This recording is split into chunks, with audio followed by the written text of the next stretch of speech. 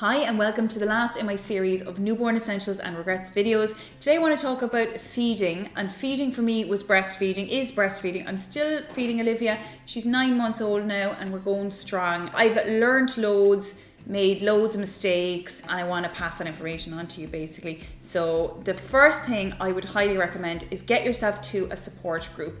If you haven't had your baby yet, get to the support group before you have your baby. I got to Quidju, which is one of our local support groups here in Greystones, when Olivia was about 3 months old, and I was already after having loads of issues, and I really could have done with the knowledge before I had her. And I noticed that some really savvy women who were pregnant were going to the support group beforehand, so it's a really good idea. They were exposing themselves to information about things like, nipple shields and nipple formers and all different stuff, and hearing about issues women were having, so that if they come across those issues, then at least they know a thing or two. Like, I hadn't a notion at all, because I had Olivia at 38 weeks and I was really naive. I was like, I'm going to just breastfeed and I'm going to do a little bit of research about it on my maternity leave before I have her. And then boom, had her the day I finished work, and absolutely no chance to research. Like, we were literally Googling in the hospital about stuff. So I highly recommend that you get yourself to a support group, educate yourself a bit before you have the baby, with a bit of time, with a bit of notice. Don't wait till 38 weeks to, like me. Give yourself a bit of notice, give yourself a bit of time, and you'll really be glad you did it. If you get to a support group, do, if you can, speak to one of the lactation consultants and ask them to maybe have a look at your boobs for you, because if you have any boob issues that maybe you weren't aware of, like inverted nipples or flat nip, any of that kind of stuff, you can get things like nipple formers which can help to pull the nipples out. So that's why I would have loved to have gone ahead. I would have used this product. I bought it, but it was a bit late for me to use it. You need to kind of use this like a couple of weeks before you plan on breastfeeding, to give it the best chance. So basically it's like a two-part system. That's the harder plastic bit, and this is like a kind of a silicone-y bit, and you basically put it on the boob and then put this over it, and it works to kind of gently pull on the nipple and pull it out. So the idea is that you're pulling out the nipple so that the baby can latch onto it better basically. So we did have latch issues in the hospital, and we used the Latch Assist, which I have there to show you as well. Now, this is what the Latch Assist looks like. It really helped us in the hospital. Basically, Olivia was only 6 months 9. She had a tiny little mouth. She wasn't able to latch on and stay on. Like, we didn't realize at the time, but she actually had a tongue tie, and that was what was holding her back. I was in terrible pain. My nipples were destroyed because she was pinching them, hanging on for dear life. I ended up with really damaged nipples. But in order to get her on, I was using the Latch Assist. We got this in the hospital pharmacy. So you just push it, push it in here, and it kind of suctions, and again it pulls the nipple out. So it just does it for a short while for the baby to be able to get on. So it worked for us to get the baby on, but our problem was then she was falling off the boob. So after a while, I actually had to go on nipple rest, and I had to exclusively pump in the hospital. This all happened very quickly, because I was just absolutely destroyed. So yeah, I had to give my boobs a break. I was advised to give them a break, and we exclusively pumped. My best friend had said to me, why don't you try the nipple shields? But I was told in the hospital, look, stick to the program of pumping, using the last Latch Assist, and then putting the baby on the breast. So I was basically no milk was coming out for me initially when I pumped. So I was just told that's the program to do: pump to stimulate, do a bit of hand expression to get a little bit out, and then put the baby on the breast as well. And then between all that, the baby was getting the milk basically. But it was a lot of work, and when you have a newborn, they feed every 3 hours, and I was in a lot of pain and engorged and stuff, so it was quite stressful. So I just want to point out, the nipple shield would have been fantastic for me in the hospital. My best friend was telling me about it. I didn't actually use this until we got a second opinion and got a lactation consultant out to the house. She told me about these, and I said, my friend told me about them day 2, I think. I should have listened to her. And what they basically do, this is a Medela one, you just push it in like this, and then pop it on the boob, and it kind of suctions onto the nipple, and it basically protects the nipple, but it also gives the baby more to latch onto. It worked amazingly for us, allowed me to heal a little bit. I was still pinched and sore, so it didn't completely rectify the issue for me because she had the tongue tie. Just to explain, a tongue tie is a piece of skin under the tongue that is restricting the baby's tongue. So they're not as efficient feeders, they're not as effective feeders, and it's passed on genetically. I have it. I don't know, can you see? It's not very attractive, but I have it. So it's obviously come from me, but you can get the tongue tie snipped. It sounds really grim. It was super grim for me, I think, more than the baby, but for them I think it's like a little vaccination or something, but it did help to rectify our situation. We got it done, I think she was about 2.5 weeks, so by the time we got to that stage we had like a couple of opinions. Like I'd had the HSC Health Service Executive here in Ireland, their lactation consultant out, and then we got another one out, and we were told yes, it's definitely a tongue tie, that's the issue, and we went and got it done by a plastic surgeon, and it worked amazingly. Now it did take a while, I just want to point that out. It's not an overnight thing, it doesn't rectify it straight away. You need to put a little bit of work in, and that's where I would recommend an osteopath. I have gone to an osteopath for years for my back.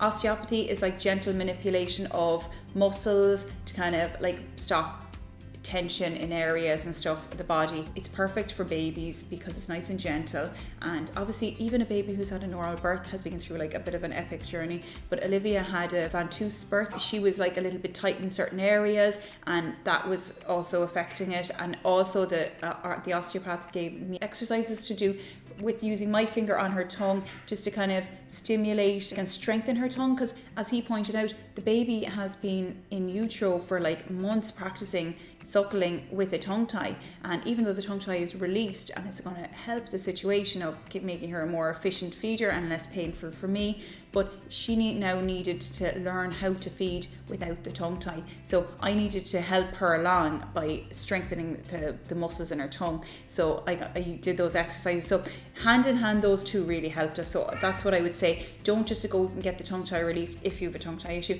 and think that's going to rectify it. It takes a while. I still had pain after. I still had to use the nipple shields.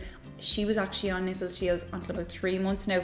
It just took me a while to kind of pluck up the courage to get her off them, and eventually, like once I got her off them, she was delighted to go straight on the breast because the milk goes to them. It's not passing through anything, so it gets to her faster. And just another point on the nipple shields: if you have a very fast flow and your baby is like gulping and having problems with it, the nipple shields can help with that because it's slowing the flow basically. And so that's another like pro with these guys. They do them in different sizes as well, so just, you know, if you like, there's obviously different sizes nipples, so like just make sure that you're using the right one. You can get them in pharmacies, but you can go to like there's an outlet close by here called Medicare, and they basically like have, you know, people who know a lot about these products that can advise you and measure you and stuff if you want to. So you could always go down that route. You can get them on Amazon as well. So if you know your size, a lot of people would be medium. I was medium. So anyway, so that's the nipple shield. Another thing I just want to point out is the lactation consultant that we had out to the house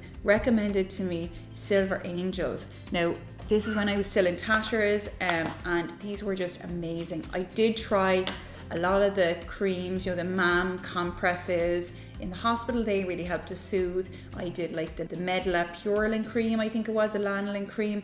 I did the Weleda nipple cream, the kind of more natural alternative. And, you know, they're all great and they all help, but these guys were just like phenomenal. And when I was buying them, I was like, what am I getting these for? Are these even going to work, you know?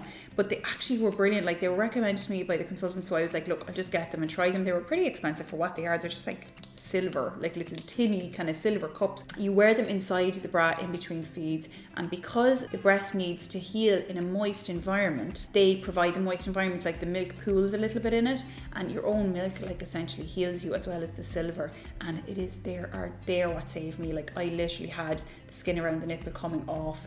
It was so badly damaged, and like anytime I had to breastfeed, it was like toe curling pain, and I was just like, oh no, I don't want to do it, you know. And even though I had the nipple shields, I was still in a lot of pain, you know, because every time I fed, it like fed into the problem and made it worse. So these helped heal and get me on the right track, and this all happened along the same time of the tongue tie release, so things got a bit better for me. So all I want to say is, I guess if you're having a bit of a journey, it does get better, and you know, it's the benefits of breastfeeding are so amazing for the baby, but like nutritionally, but also like, you know, for your bond, it's just so lovely. And even now, like Olivia's still feeding and she's teething at the moment, and it gives her so much comfort when I can feed her. And you know, when she's a bit fussy, like I just give her extra little feeds, and it's just comfort for her. You know, sometimes when she's going through these developmental leaps as well, that she just like loves to have like a sleepy feed on the boob.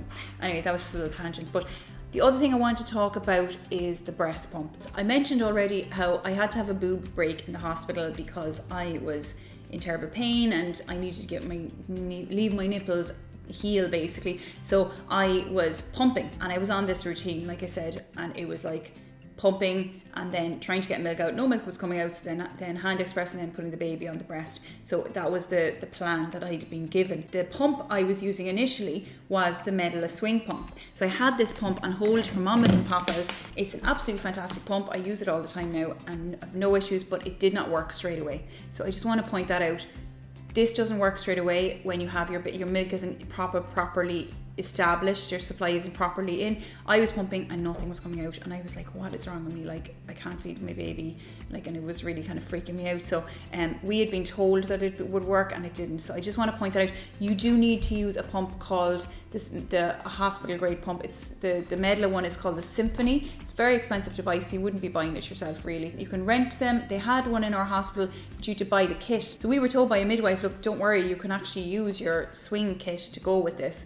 And we couldn't, so that like drew it out. So more time of being in pain, and baby was losing weight and all that. So you couldn't. Then we eventually realised that we needed to buy the specific kit. We tried the specific kit and it worked. So the specific kit that you need for the hospital grade Symphony pump is the Symphony kit basically, and you could get it in the hospital that we were had the baby. And basically this is the tubing that you stick on to the top of the pump, was where these guys go. This is like one of two, so there's two of these. Stick the tubing in, it goes into this part of the pump here, and the funnel goes into the front, and then inside, it's really simple, the parts of it. This is just like the little filter, so that goes in there and on here. So you just need to make sure everything's like well in properly, so there's no like air getting in, and then that obviously goes onto the breast. So this is a double one, and yeah, so that's it. So we needed this specific kit, and once I had that, we were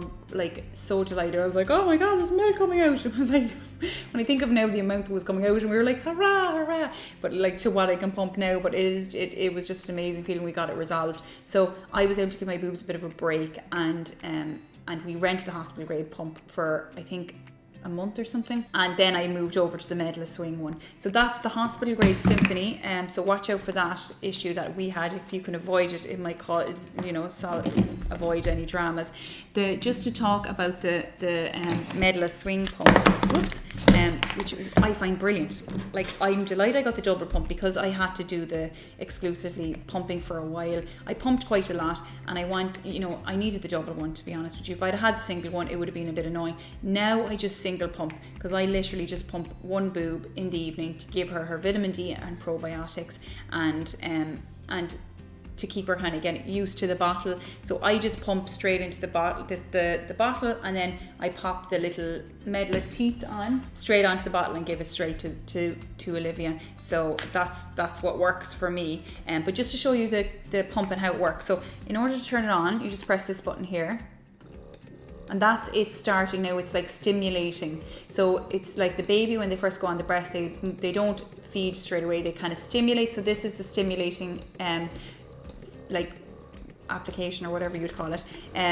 Now when you press that button, I just did it by mistake there, when you press that button here, that changes it to the pumping, and if I pressed it again, it would change it back to the stimulating. That's what that button does.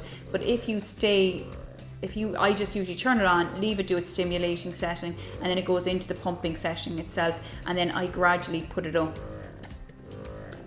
gradually, to give my boob a chance, and it pumps out. Then I just kind of bring it up to the maximum then to get out what I want of the breast, and then that's obviously to put it down.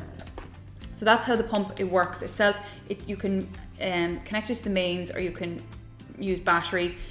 That's what's handy about it, because like, if you know, I went through stage with Olivia there when she wouldn't feed in public, and you know, when we'd go somewhere, like I'd bring the pump and like pump a bottle on the go, and then give it straight to her when we were out, because like giving her a bottle in public, she can move around with the bottle, whereas like she was doing that with the breast, so like my boob was constantly out, and like she was on and off and on and off and on and off, so it was easier just to pump a bottle. So that's really handy. Just to show you how this goes together, this is the bottle. It just screws on. The funnel bit goes into the front like that, and this is a little bit more to it, but it's easy really, to be honest with you. So this is the little membrane there, so that just goes on here, and then this bit goes in. So it's a little, you get really used to it, it's really easy.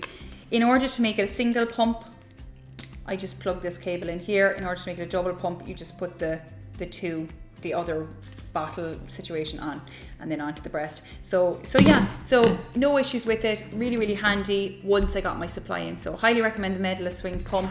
And the other thing I want to recommend alongside that is, because I mentioned the double pumping, is the Bustier. So the Medela Bustier I actually bought 2 of them because we were pumping a lot at the start, and I found this fantastic, because without it I would have been kind of lost, like, because you have to hold the 2 pumps otherwise, and like if you want to be on your phone or have the baby in her lap and are doing stuff, or like use the remote control for the TV or whatever, it frees up your hands, otherwise you'd go bananas. I don't use it now anymore, but I did at the start when I was doing a lot of pumping.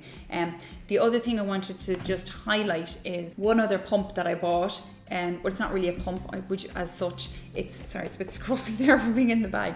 It's a silicone Haka pump, say, and you just basically pop it on the boob, and your baby's on the other boob, and because they're stimulating the letdown of the milk, and it gradually drips into it. So if you want to collect another little bit of milk and give them a small bottle, it's really, really handy. Now, because I had the Medela swing, I didn't really use this that much, and because I was in pain at the start with all the situations that I already went through, putting this on, it kind of just caused more pain, and I could never use this now because Olivia's 9 months, and literally, like, she'd be like, what the hell is that? She'd be pulling it off my boobs, like, you know, she's like pulling my hair and pulling my necklace and, like, you know, grabbing my nose and stuff when she's feeding now. So like, there's no way I could have this hanging off my boob as well. She'd be like grabbing it and there'd just be milk everywhere. So it's a brilliant idea if you don't want to invest in a pump day one and think, why am I getting a pump? I don't really know. I don't really understand what I'm going to be doing. You know, I don't know my baby. I don't know my situation yet. It was only like a tenner or something. So it's a nice thing to buy at the start, and you get a little lid with it as well, which is handy. So you can just use it and put it straight into the fridge. But just wanted to point quickly out, if you are going to make a freezer supply, be very careful. I did that, and I probably brought mastitis on myself because I over pumped and overstimulated my breasts. I felt like, I think my body thought I was feeding twins.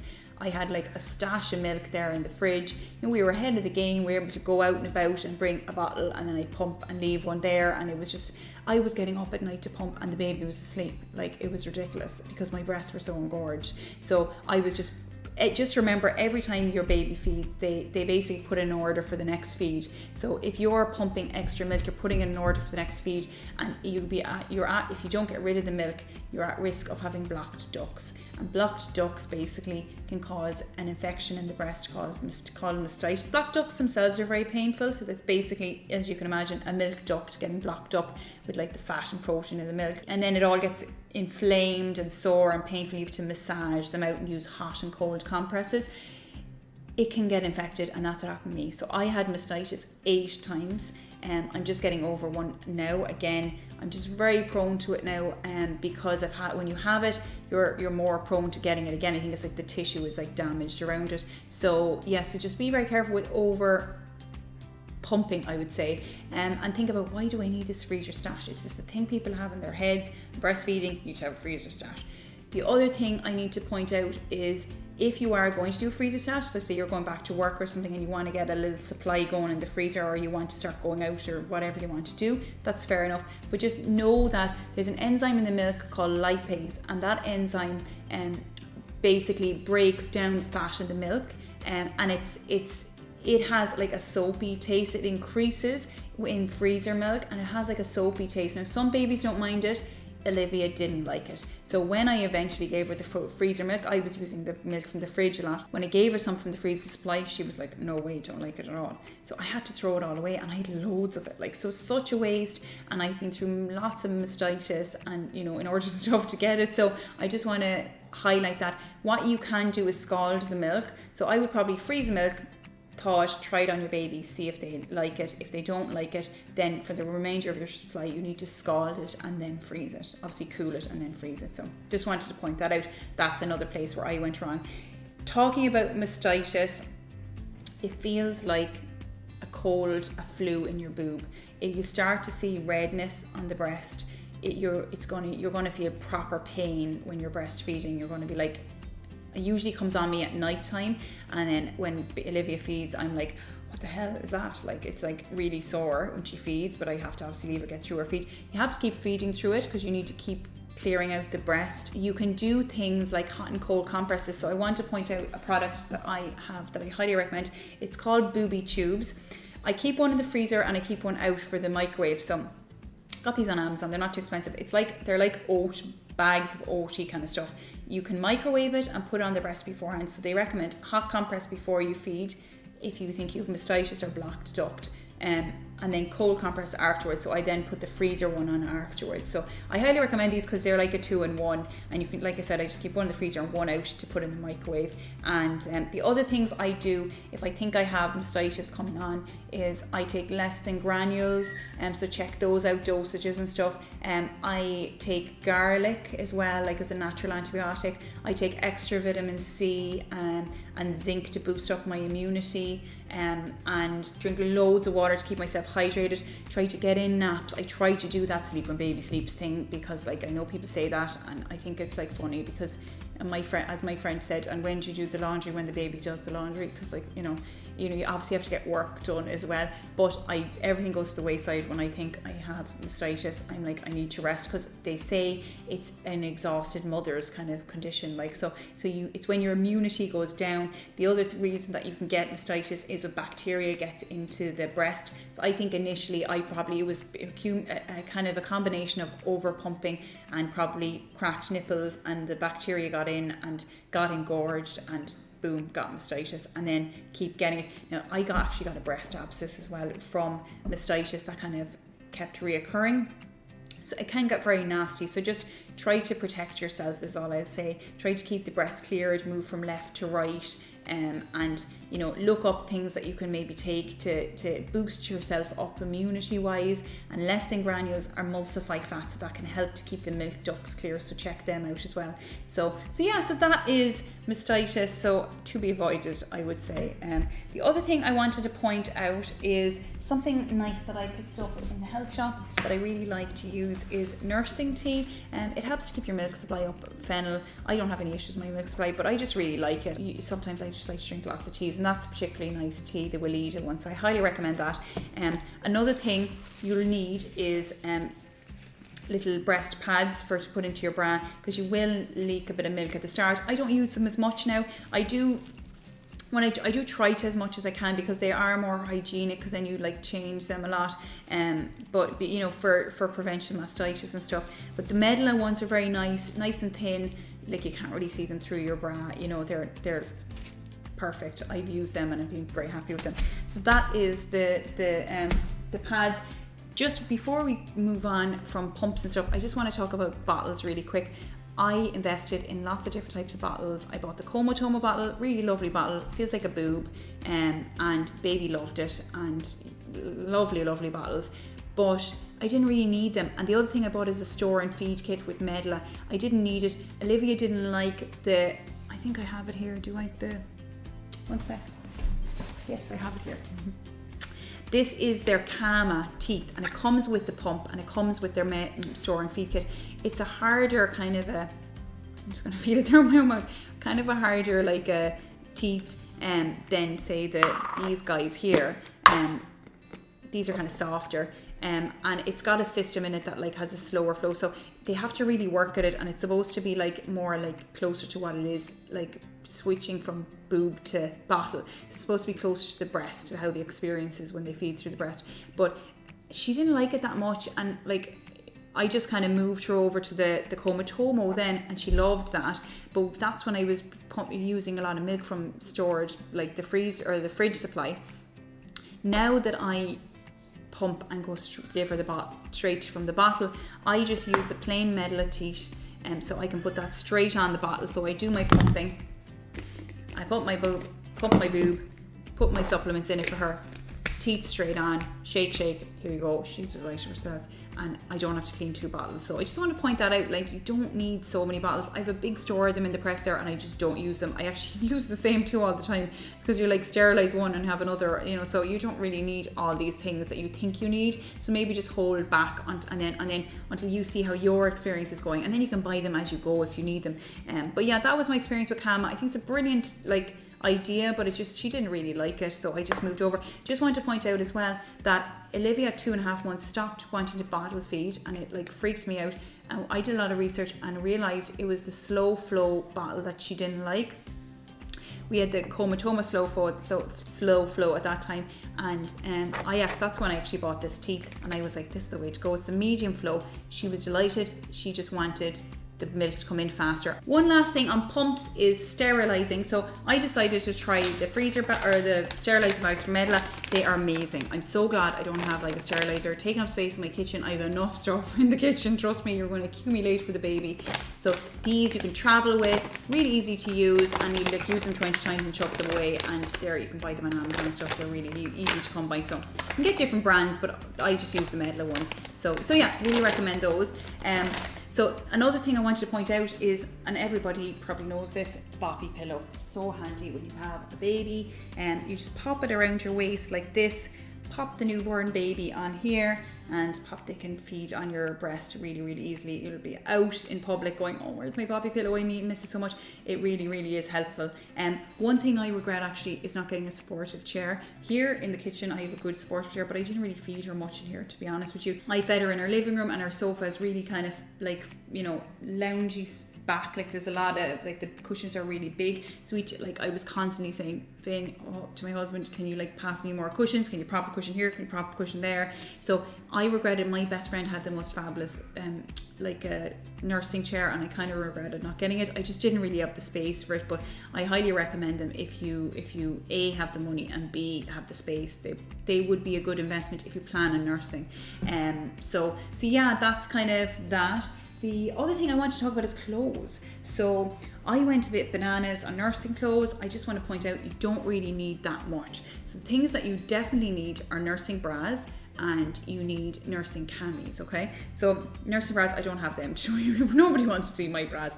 I got them in Marks and Spencer's, the little clippy ones that you pull down, really handy, or else you get the sleep ones that are like a kind of a crop toppy thing that you kind of just pull over, that you can sleep in at the start. So yeah, they're very good. I got a selection of both, and I was really glad. I'm still wearing them all. They're fab. The other thing you'll need is some camis. So I got these in H&M. They're organic conscious range. These are lovely soft cotton. They're like a wider, like little cami, and like you can wear these and then wear a t-shirt or like a long sleeve top or a jumper over them and nurse happily in public. Basically, you probably want to get a couple of large muslins as well, and you can always put them over you. I used to, we had Olivia in the summer, so I used to like put the muslin in and tuck it under my bra, and then just like pop her under it if I didn't have a very nursing friendly kind of dress or whatever on me. But I did get great nursing friendly dresses in Seraphine.